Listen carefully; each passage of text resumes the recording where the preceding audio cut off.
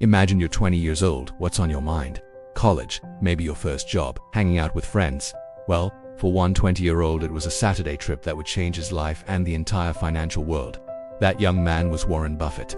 And this is the story of how he found his first great love in investing, a company called Geico. The year was 1951. Buffett was a student at Columbia University, studying under the legendary investor Benjamin Graham. He discovered that Graham was the chairman of the Government Employees Insurance Company, or Geico. Intrigued, Buffett hopped on a train to Washington, D.C. one Saturday morning. He arrived at Geico's headquarters, only to find the doors locked. But Buffett wasn't one to give up. He knocked and knocked until a janitor finally let him in. That janitor pointed him to the only other person in the office, a man named Lorimer Davy Davidson, who would later become Geico's CEO. Davidson was surprised to see this eager young student, but he agreed to talk. For the next 4 hours, Davidson explained the ins and outs of the insurance business to an absorbed Buffett.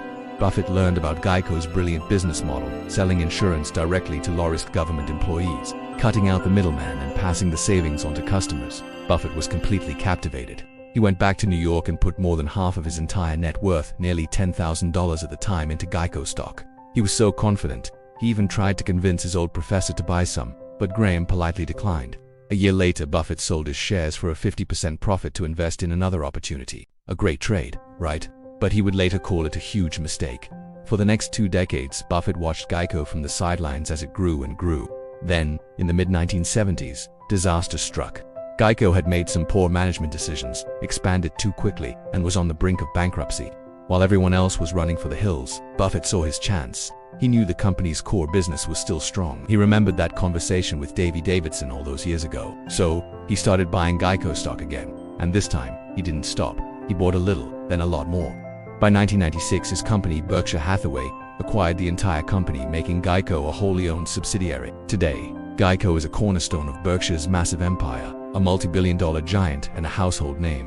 This story isn't just about a great investment. It's about curiosity, doing your homework, and having the courage to act when you see an opportunity, even if it means knocking on a locked door on a Saturday.